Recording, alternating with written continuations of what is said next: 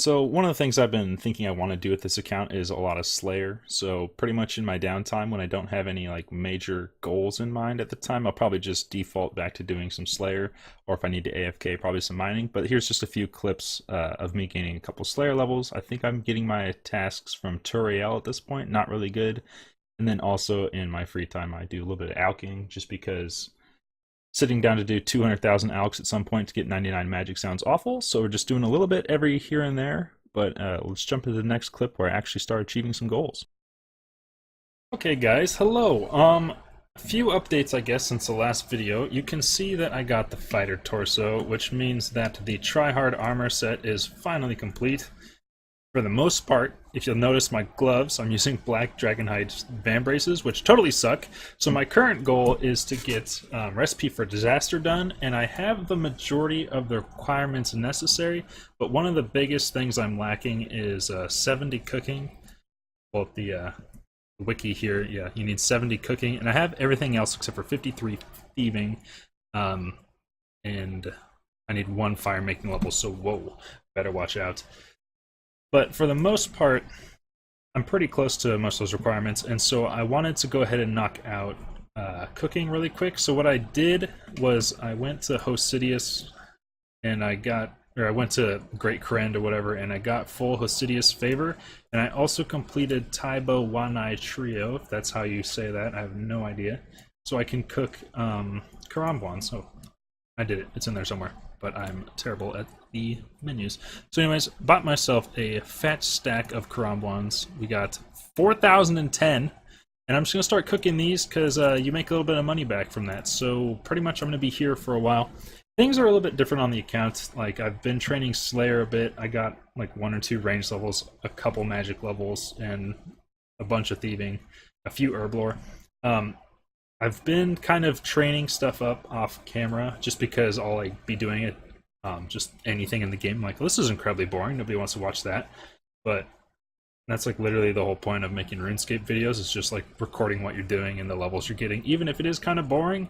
So I guess I'm gonna start cooking while I talk about this stuff. But yeah, basically, I'm gonna try to be better about making sure to just record everything, even if it seems kind of mundane. I mean, not record everything, but just why is cooking poorly an option? Basically the moral of the story is I'm just going to try to make sure if I switch what I'm doing, I'll kind of like record it and just basically say what my current goal is that I'm working on. So I probably will just stay here until either 70 cooking or all of these are done, and I probably won't show every single level because they're going to be coming in like obscenely fast with if these ranges are still bugged and I'm burning almost nothing and I get like 190 experience per each one.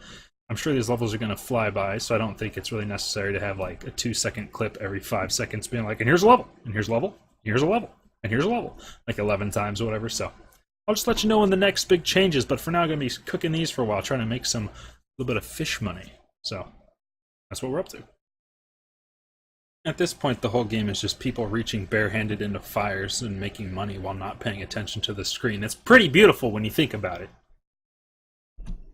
Okay, and then obviously I had to record myself getting 69 cooking, because obviously, and then right here getting 70 cooking, but I'm just going to stay and keep cooking the rest of them. I'm watching a movie, so it's not like I'm paying attention anyways. Okay, so just cooking up the last few of the Karamwans here. This honestly didn't take too horribly long. I think it was in the neighborhood of maybe 3.5 hours or something, maybe 3 hours.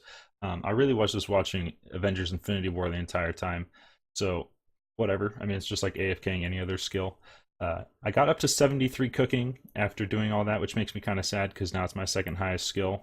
But it's super easy to train. You can see I was getting like 232,000 experience per hour and got about like 750,000 experience in 3 hours. You know, it's like 0 time at all. But let's run to the Grand Exchange and sell some of these off. Also, the ranges are no longer glitched. I did burn 88 Karamwans over this entire time. If they were glitched, I should have burned like 20 or something, but still that's super low. I expected to burn way more. And at the Grand Exchange you can see that I ended up buying the Karamwans I cooked for 2.1 mil, and then when I go to sell them back it's worth like 2.45 mil, so it's about 150k an hour even with the mistakes that I've been making. So pretty good, I guess, for AFK, and that's a ton of experience. So after this, I went to go get more Slayer assignments, and I thought I'd start getting them from Neve, and things were going pretty well. She was giving me normal stuff like cow fights, and I was like, oh, okay, that's pretty cool. Whatever, I'll go back to doing that. And so I went, and things were pretty normal. I got a nice Slayer level down at the cow fights. It was really fast and easy, and everything was going perfectly well until I went back to Neve, and she decided it'd be a cool idea to assign me some Hellhounds. And I had never done that before, and I didn't realize what I was in for. And basically what happened at this point was I looked up where to find hellhounds in the game on the wiki, and it told me there was like 2 locations in the Taverley Dungeon, and then also in Great Korend in the Kren Slayer Tower, whatever that is. And I was like, well, I've never been to the Kren Slayer Tower. I don't know about that. It sounds kind of weird and complicated. So I'll just go to the one in the Taverley Dungeon. And then there was like, I got in there and I opened the map, and it's this gigantic winding cave complex, and there's like a shortcut to get over to the Hellhounds, but you have to have like 80 agility, and so I ended up running all the way through the caverns, getting attacked by all this random stuff, and I got to a locked door at some point that I didn't have the key for, and I didn't know where the key was, and it opened up into a room full of blue dragons that I didn't bring a shield for, and I thought, you know what, this is probably more complicated than it needs to be. Let's just go check out what's up with the one on Great Korend. So I did a little bit of research on the Kren Slayer dungeon, and I found out if you get a Xerix talisman, you can just teleport straight there. And then I found out you get a Xerix talisman by killing lizardmen, so I thought, you know, whatever, I'm doing some training anyways, might as well kill lizardmen until I get a talisman. It's like a 1 in 250 drop, and after the luck I'd been getting with the Dragon Defender, I thought, oh, that shouldn't be so bad. So I just started killing these guys for a while. Did take me a little bit of time. I ended up getting a defense level, so nothing to complain about there. But then eventually I did in fact get a Xerix talisman, as well as a few lizardmen teeth that I could use to give it some charges. One thing I didn't realize or think about though is that, like, since I'm not a hardcore Iron Man, by the way, I could just buy as many teeth as I need to charge up the talisman. Later I talk about wanting to go kill more lizardmen because I need more teeth probably, but it doesn't really matter. It's not super useful for me. Okay, and then right here, I'm just using the Lizardmen Fangs on the Xerix Talisman to give it some charges so we can teleport around. And then if you rub the talisman and go to one of the options called Xerix Heart, you can teleport right to the Slayer dungeon. But then I found out I need to get Architectural Alliance completed, so that's our new goal.